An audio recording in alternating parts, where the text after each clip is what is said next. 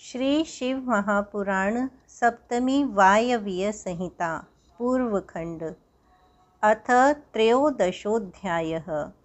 कल्प भेद से त्रिदेवों के एक दूसरे से प्रादुर्भाव का वर्णन।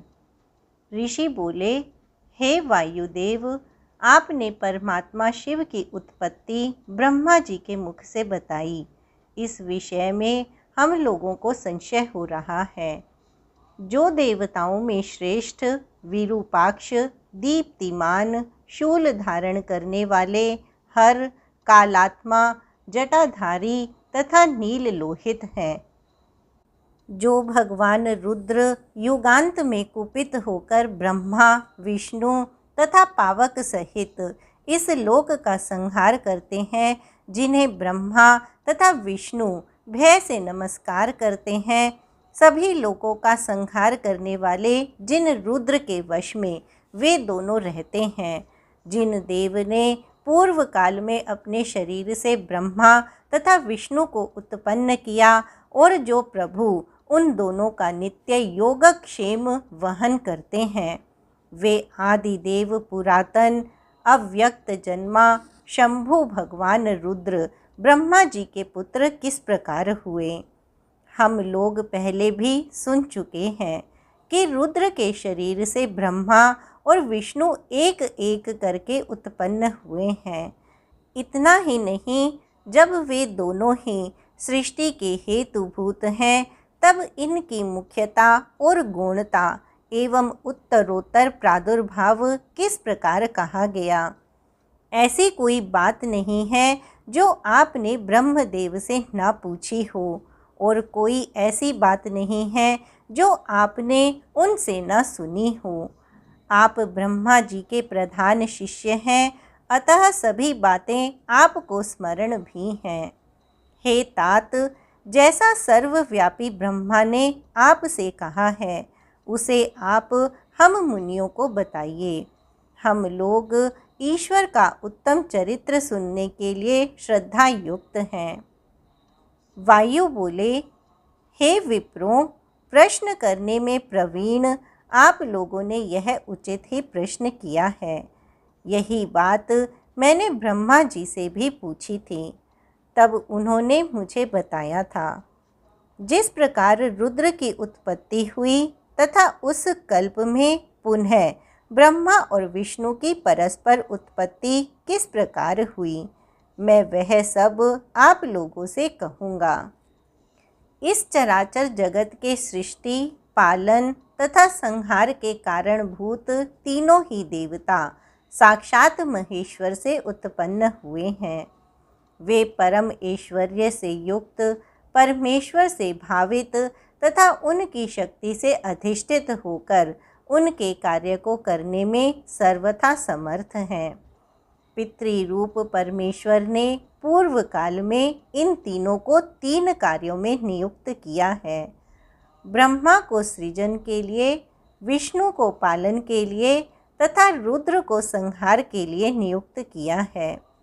फिर भी परस्पर मत्सरता के कारण वे अपने उत्पत्ति कर्ता परमेश्वर को तपस्या से संतुष्ट कर एक दूसरे से अधिक सामर्थ्य की अपेक्षा रखते हैं। उन परमेष्ठि की पूर्ण रूप से प्रसन्नता प्राप्त कर पूर्व कल्प में रुद्र ने ब्रह्मा और नारायण को उत्पन्न किया। पुनः किसी दूसरे कल्प में जगन्मय ब्रह्मा ने रुद्र और विष्णु को उत्पन्न किया। इसी प्रकार किसी अन्य कल्प में भगवान विष्णु ने रुद्र तथा ब्रह्मा को उत्पन्न किया। पुनः किसी कल्प में ब्रह्मा नारायण को और किसी कल्प में रुद्रदेव ने ब्रह्मा को उत्पन्न किया है। इस प्रकार प्रतिकल्प में ब्रह्मा, विष्णु तथा महेश्वर परस्पर हित करने की इच्छा से एक दूसरे के द्वारा उत्पन्न होते रहते हैं। महर्षिगण उन कल्पों के वृत्तांत को लेकर आपस में समुद्भव की दृष्टि से उनके प्रभाव का वर्णन करते हैं। अब आप लोग उनकी अद्भुत, पुण्यप्रद तथा पापनाशक कथा को सुनिए। जो परमेष्ठी ब्रह्मा के तत्पुरुष नामक कल्प में घटित हुई थी। पूर्व काल में मेघवाहन नामक कल्प में भगवान नारायण ने मेघ बनकर दिव्य सहस्र वर्ष पर्यंत पृथ्वी को धारण किया। तब उन विष्णु का भाव देखकर समस्त जगत के गुरु सर्वात्मा शिव ने उन्हें सर्वात्म भाव के साथ अव्यय शक्ति दी। इस प्रकार सर्वेश्वर शिव से शक्ति को प्राप्त कर सर्वात्मा भगवान विष्णु ब्रह्मा को साथ लेकर जगत की रचना करने लगे। विष्णु के ऐश्वर्य को देखकर उन्हीं से उत्पन्न होने पर भी महान ईर्ष्या से ग्रस्त ब्रह्मा जी ने हंसते हुए कहा, हे विष्णु, अब चले जाओ, मैंने आपकी सृष्टि का कारण जान लिया।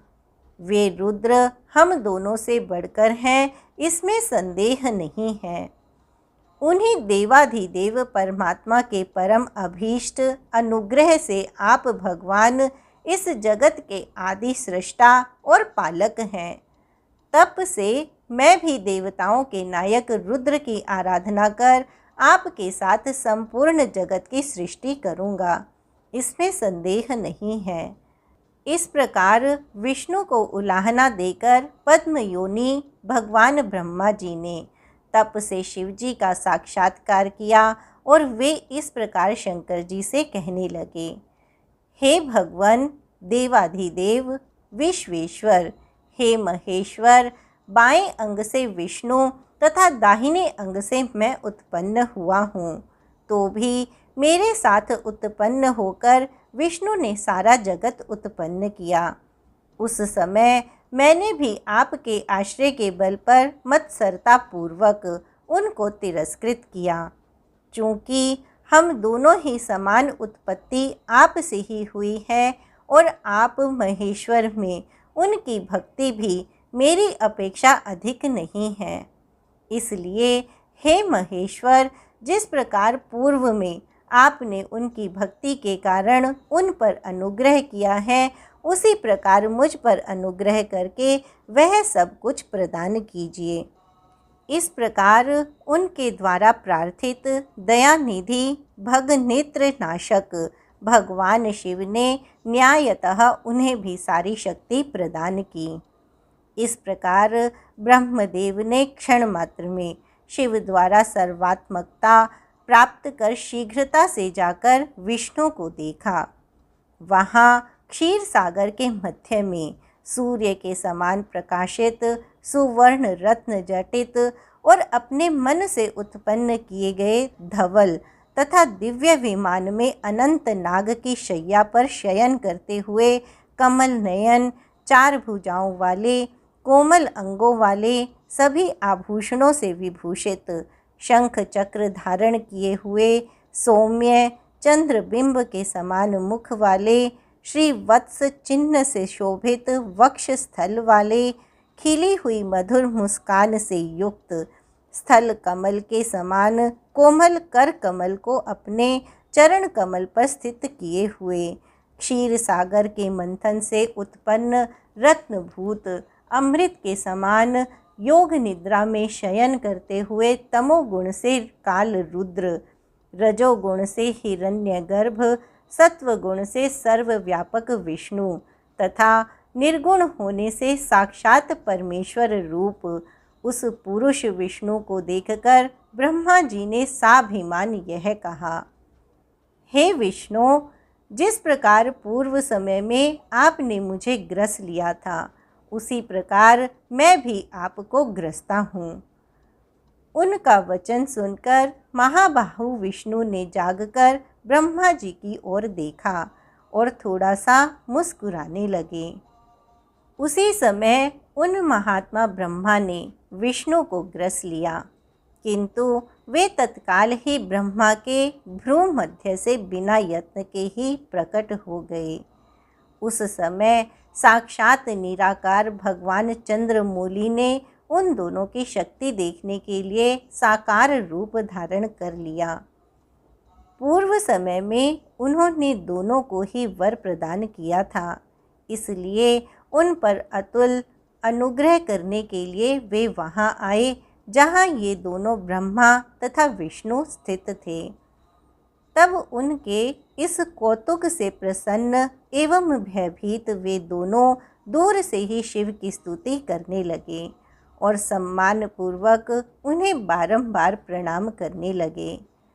पिनाकधारी भगवान सदाशिव भी उन पर अनुग्रह करके उन दोनों के आदर पूर्वक देखते देखते अंतर्धान हो गए। इति श्री शिव महापुराणे सप्तम्यां वायवीय संहितायां पूर्वखंडे ब्रह्म विष्णु सृष्टिकथनं नाम त्रयोदशोऽध्यायः। इस प्रकार श्री शिव महापुराण के अंतर्गत 7वीं वायवीय संहिता के पूर्व खंड में ब्रह्मा विष्णु सृष्टि कथन नामक 13वां अध्याय पूर्ण हुआ।